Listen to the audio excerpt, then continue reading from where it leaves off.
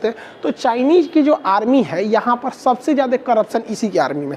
हमारे यहाँ घोटाले होते हैं बट वो नेता लोग कर देते हैं, चाहे वो जीप घोटाला हो नेहरू के समय का, चाहे वो ताबूत घोटाला हो कारगिल के टाइम का, या फिर बफोर्स घोटाला हो, जो भी हो घोटाले, तो वो इसमें सेना डायरेक्टली इन्वॉल्व नहीं रहती। लेकिन चाइना में क्या है कि सेना के बड़े बड़े अधिकारी ही डायरेक्ट इन्वॉल्व रहते हैं करप्शन में, तो जिस वजह से वहाँ पे टॉप आर्मी के अधिकारियों तक को भी सजा होती रहती है। देखिए कभी भी आप देखिएगा तो भारतीय सैनिक जब लड़ते हैं तो वो कम शहीद होते हैं या कम घायल होते हैं, और वहीं चाइना की जब सैनिक लड़ेंगे तो वो ज़्यादा घायल हो जाएंगे, ज़्यादा शहीद हो जाएंगे। मतलब वो लोग हमेशा ज़्यादा थुरा के जाते हैं, चाहे वो गलवान वाला देखिए चाहे नाकूला में देखिए, हमेशा यही होता रहता है। ऐसा क्यों होता है? देखिए सबसे बड़ा चाइना जो छुपा के रखता है, चाइना में केवल एक पार्टी की सरकार है, कम्युनिस्ट पार्टी की सरकार, और चाइना के पास आर्मी ही नहीं है। वहाँ की आर्मी वहाँ के देश की नहीं है, वहाँ की पार्टी की आर्मी है, जिस वजह से वो देश प्रेम के भावना से नहीं लड़ पाते हैं, वो बल्कि पार्टी प्रेम की भावना से लड़ते हैं। अब कल्पना कीजिए भारत में अगर इंडियन आर्मी के जगह पे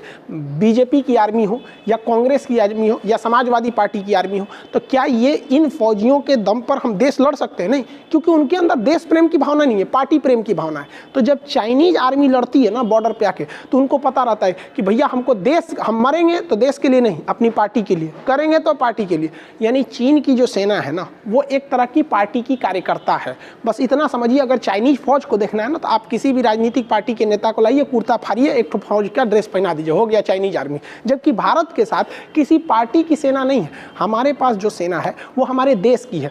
कांग्रेस आए, बीजेपी आए, समाजवादी आए, कोई भी आए, हमारी आर्मी उसी हिसाब से लड़ेगी, और जब वो लड़ती है तो देश प्रेम की भावना से लड़ती है वहाँ पर, जबकि वहाँ ऐसा नहीं होता है। और यही चाइना की सबसे बड़ी कमजोरी है। अगर चाइना को तोड़ना है तो कोई बाहर की शक्ति उसे तोड़ ही नहीं सकती, क्योंकि उसने इतना ज़्यादा डेवलप कर लिया। तोड़ना है तो उसकी पार्टी को तोड़िए, क्योंकि चाइना के अंदर अगर पार्टी में विद्रोह होगा, कम्युनिस्ट पार्टी टूटेगी, तो कम्युनिस्ट पार्टी के पास फौज है, फौज भी टूट जाएगा। यही हुआ था, अमेरिका ने किया था। अमेरिका ने सोवियत संघ को नहीं तोड़ा था, सोवियत संघ के पार्टी को तोड़ दिया था। तो पार्टी 15 भाग में टूटी, 15 देश में टूट गया सोवियत संघ। यूएसएसआर 1991 में, Kazakhstan, Kyrgyzstan, Tajikistan, Turkmenistan, Uzbekistan, Georgia, Armenia, Azerbaijan, Moldova, Belarus, Ukraine, Estonia, Latvia, Lithuania, रूस, ये टोटल 15 देशों में टूट गया। तो भारत सरकार को भी कोशिश करना चाहिए कि किसी भी तरह से करके हमें उसकी पार्टी में तोड़ना है। अब देखिए चाइना की कम्युनिस्ट पार्टी तोड़ना इतना आसान नहीं है। वहाँ पर बड़े बड़े उद्योगपति, इवन कि भारत में उसके कितने उद्योगपति हैं जो भारत में हैं लेकिन वो कम्युनिस्ट पार्टी के मेंबर हैं। तो कम्युनिस्ट पार्टी या किसी भी देश में कम्युनिस्ट सरकार तभी चल सकती है जब उसके पास अर्थव्यवस्था यानी पैसा हो। अगर पैसा टूटेगा ना तो लोग सरकार से सवाल उठने लगते हैं। जब गरीबी, महंगाई ये आती है तभी सरकार से सवाल पूछे जाते हैं। अगर गरीबी, महंगाई नहीं रही तो लोग आराम से चलते हैं, अरे यार किसी की भी सरकार रहे, छोड़ो ना, हमको क्या मतलब है, सब चीज़ मिल ही रहा है। तो चाइना के पास यही प्लस पॉइंट है, उसकी कम्युनिस्ट पार्टी तभी टूटेगी जब उसके पास उसका व्यापार टूटेगा। और उसके व्यापार तोड़ने के लिए हमारे पास सबसे बढ़िया जगह है यही मलक्का। अगर मलक्का को ब्लॉकेज लगा देंगे लोग तो आराम से कर सकते हैं। अब देखिए वो पार्टी जो है चाइना की पार्टी, कम्युनिस्ट पार्टी, अपने प्रति प्रेम बढ़ाने के लिए लोगों का, अब वो तरह तरह का एग्रेशन करती है। जैसे तिब्बत पर कब्जा कर लिया, गलवान में घुस गया, ये दिखाना चाहती है देखो तुम्हारी पार्टी कितनी अच्छी है, देश के लिए काम कर रही है। जबकि वहाँ की फौज का मनोबल कितना नीचे है आप समझ सकते हैं। यही वजह है कि अगर 10 चाइनीज फौजी खड़े रहते हैं और एक भारतीय फौजी खड़ा रहता है तो अंतर आ जाएगा। ये एक लड़ रहा है अपनी मातृभूमि के लिए, ये एक लड़ रहा है अपनी भारत माँ के लिए, ये अंतिम सांस तक लड़ेगा, लेकिन वो लड़ रहा है अपनी पार्टी के लिए, उसके लिए देश प्रेम है ही नहीं है यहाँ पे। तो बहुत फर्क आ जाता है। लेकिन वो चाइना डरा देता है 23 लाख फौज, अरे यार तुम्हारे देश की फौज है, तुम्हारी पार्टी की फौज है। इस तरह से तो हम लोग मोदी जी दिखाए हमारे पास 23 लाख कार्यकर्ता है सब, तो कार्यकर्ता को वर्दी पहना देंगे फौज नहीं ना हो जाएगा। तुम्हारे पास पार्टी के मेंबर है सब, फौजी नहीं है सब वहाँ पर, ये गड़बड़ हो जाता है। और ये जो मिलिट्री देख रहे हैं चाइना की नहीं है, वो भैया पार्टी की है। अभी महिला जो है ऐसे ऐसे चल रही है। एक बार तुम लोग अगर हरियाणा की लड़की से एक लात खाओगी ना तो शकल उधर घूम जाएगा, 360 डिग्री घूम जाएगा वहाँ पे। ये सबको पता नहीं है, यहाँ पे आएंगी सब इतौरो इतीती होती है, सब पिटा के चल जाएगी सब। पूरी दुनिया को चाइना डरा के रखता है अपनी मिलिट्री पावर के हिसाब से। ये उसका एक मनोवैज्ञानिक प्रेशर है। वो क्या करता है, अपनी हथियारों को बहुत ज़्यादा दिखाता है और रियल में उसके पास हथियार ज़्यादा है भी, लेकिन वो हथियार पुराने हो चुके हैं, लेकिन वो रिटायर नहीं करता है। जैसे हमारे एयरफोर्स में सबसे ज़्यादा कौन सा हथियार है? सुखोई 30, उसके बाद MiG-29, ये हमारे मेन जहाज है। लेकिन चाइना की एयरफोर्स पूरी दुनिया को लगता है अरे चाइना का एयरफोर्स इंडिया से तगड़ा है, लेकिन भाई साहब चाइना की एयरफोर्स का सबसे ज़्यादा कोई जहाज है तो चेंगडू J7। तो आप कहेंगे ये कौन जहाज है? अरे भैया वही MiG-21 है जो भारत में गिरते रहता है, जिसे हम लोग उड़ता हुआ ताबूत, फ्लाइंग कॉकपिन के नाम से जानते हैं। मतलब देखिए उसने इतना बेहतरीन ढंग से मनोवैज्ञानिक दबाव बनाया कि सेम जहाज का नाम बता दिया चेंगडू J7, लोगों को पता ही नहीं। लेकिन अब जैसे मान के चलिए हम लोग भी किसी जहाज का नाम रख देते हैं महाशिला कंटक, अब रेडियो पे बात हो रहा है लद्दाख में महाशिला कंटक पहुंच गया, तो भाई चाइनीज सब सुनेगा, सब भाई महाशिला कंटक से युद्ध आ रहा है, बम गिराया जाएगा महाशिला कंटक, ये कौन चीज़ है भाई महाशिला कंटक?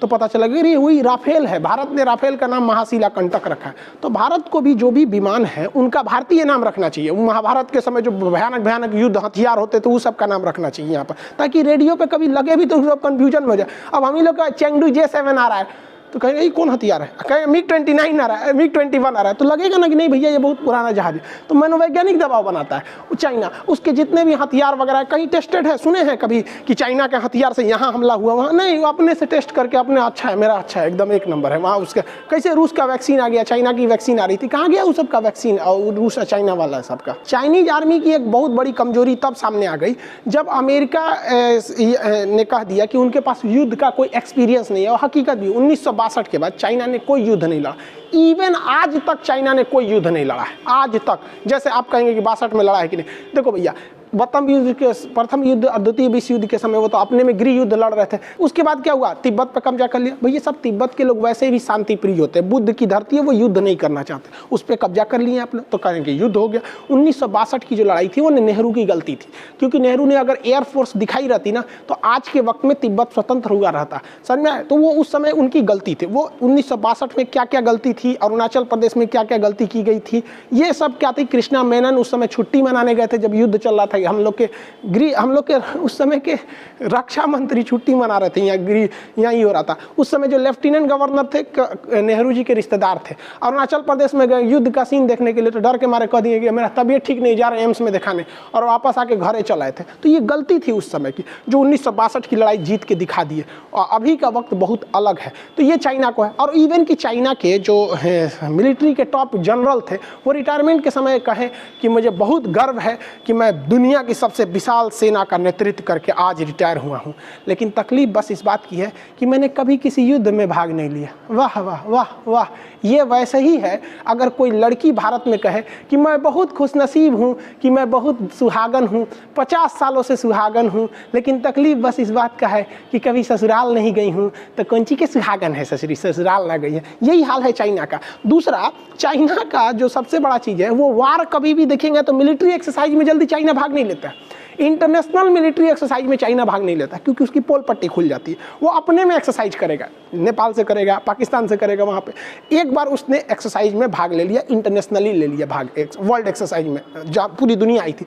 तो वहाँ एक्सरसाइज होता है तो कहा गया आप 1500 टैंक को यहाँ पहुँचाइए। तो जो 1500 टैंक 6 घंटे में पहुँचने चाहिए, चाइना ने उसे 2 दिन में पहुँचाया था। तो अमेरिका ने कह दिया कि भाई साहब इनके पास कोई भी प्रैक्टिकल नॉलेज नहीं है।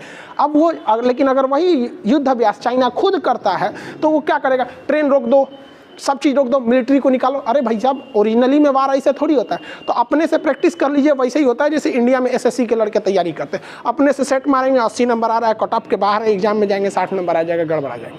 तो यही होता है वहाँ पे चाइना में। भाई आप सेल्फ असेसमेंट करके ये नहीं बता सकते कि एग्जाम में क्या लेवल आएगा। जबकि भारत को देखेंगे तो हम जापान से युद्ध अभ्यास करते हैं, ऑस्ट्रेलिया से करते हैं, अमेरिका से, रूस से, फ्रांस से, चाइना से, जापान से, सबसे करते रहते हैं, नेपाल से भी करते हैं। तो हम अपने पड़ोसी देशों से भी करते हैं, छोटे देश से भी करते हैं, बड़े देशों से करते हैं, बहुत जितने भी बड़े देश हैं सबसे हम लोग युद्ध अभ्यास करते रहते हैं। तो कहने का मतलब यही है कि भाई भारतीयों को भी कहते हैं कि आप मनोवैज्ञानिक दबाव में मत आइए, हमें ताइवान के साथ खड़े रहना है हर हाल में। क्योंकि अगर ताइवान को छोड़े तो फिर पूरे एशिया में लोग मजबूरी में फिर नतमस्तक हो जाएंगे चाइना के आगे, फिर हम लोग एकदम अकेले रह जाएंगे। और मोदी जी को भी कहते हैं कि भाई ये सब ससुरन सबको मत डरिए, यहाँ पर आप एक्शन लीजिए, अब तक स्टेटमेंट दीजिए, कुछ ना कुछ ताइवान को नहीं छोड़िए। और अगर हम ताइवान को ले लेते हैं तो हम चाइना से सामान को रोक देंगे। सेम चीज़ में आप खुद सोचिए, चाइना हमारे यहाँ सामान इतनी लड़ाई झगड़े के बावजूद क्यों बेच देता है? झालर मोती सस्ता आता है, सेम रेट ताइवान में मिलता है। बस जिस दिन मान्यता दे दिए मोदी जी कि भाई साहब हम यहाँ से खरीदेंगे, वन चाइना पॉलिसी हम नहीं मानते। मोदी जी से भी कहते हैं, हाथ जोड़ के कहते हैं, इधर देखिए हमारी और तनी बात सुन के, खाली अपने मन के बात कर देते हैं, हम लोग का भी मन का बात सुनिए ना। आप या तो चाइना से कहिए कि हम तुम्हारा वन चाइना पॉलिसी नहीं मानते हैं, या तो चाइना को ये कहिए कि तुम भी वन इंडिया पॉलिसी मानो। वन इंडिया पॉलिसी का मतलब तुम भी मानो कि पूरा का पूरा कश्मीर हमारा है, पीओके पाकिस्तान का नहीं है, अक्साई चीन तुम्हारा नहीं है, और अरुणाचल प्रदेश भारत का है। तो तुम भी मानो वन इंडिया पॉलिसी, तो हम मानेंगे वन चाइना पॉलिसी और हम ताइवान की ओर नहीं देखेंगे। अगर मान लिया तो ठीक है, तो भैया पीओके हमारा, तब तो अगले दिन ससुरा हमला कर देंगे लोग हम लोग, और अक्साई चीन हमारा, अरुणाचल प्रदेश हमारा, टेंशन खत्म। समझ में आएगी नहीं? लेकिन अगर तुम नहीं मानोगे वन इंडिया पॉलिसी, तो हम भी वन चाइना पॉलिसी नहीं मानेंगे, तो ऑटोमेटिक ताइवान एक देश हो जाएगा, हम स्वतंत्र हो जाएंगे, समझौते टूट जाएगा, हम सारा सामान को यहाँ से खरीद लेंगे, तुम्हारा व्यापार रोकने की जरूरत ही नहीं है, वापस चले जाओगे, क्योंकि ताइवान से सस्ता टिकाऊ सामान चाइना भी नहीं दे सकता है, इसलिए उसने पूरी दुनिया पे बैन लगा रखा है। आप बताइए, क्या हमें वन इंडिया पॉलिसी नहीं मनवाना चाहिए? मनवाना चाहिए। आप कमेंट करके बताएंगे कि क्या हमें वन इंडिया पॉलिसी मनवाना चाहिए या चाइना की वन चाइना पॉलिसी को त्याग देना चाहिए। हमारे लिए तो भैया दोनों ऑप्शन में जो कर लो वो सही है, लेकिन ये सवाल पूछेगा कौन? हमारी मेन स्ट्रीम मीडिया को ये सवाल उठाना चाहिए, ताकि सरकार दबाव में आके ऐसा उठा सके। हमारी सेना के पास ये गट्स है, कर सकती है, लेकिन उस देश का क्या होगा जिस देश की मीडिया 142वें स्थान पर है? हमारी सेना दुनिया में चौथे स्थान पर आती है, लेकिन कभी नहीं फड़फड़ाती है, लेकिन हमारे देश की मीडिया 142वें नंबर पे आती है और बहुत ज़्यादा फड़फड़ाती है। तो उनको ये मुद्दा उठाना चाहिए, लेकिन अब तक हमारे ख्याल से आप मेन स्ट्रीम मीडिया खोजेंगे, उसमें ताइवान का न्यूज़ शायद गायब मिलेगा आपको। हाँ, कुछ इंग्लिश वाले होंगे या वर्ल्ड न्यूज़ को देखेंगे, तब वो सब ये कवर करेंगे। क्या आपको नहीं लगता हम ये कर सकते हैं? क्या आपको नहीं पता है कि चाइना की कमजोरियाँ क्या क्या चीज़ें हैं? ये सब चीज़ है, और हमारे इस समय की सरकार भी ये कर सकती है, क्योंकि बहुत बड़े बड़े डिसीजन दिए गए, जैसे 370 को हटा देना बहुत बड़ा डिसीजन था, तो मोदी जी भी इसको कर सकते हैं।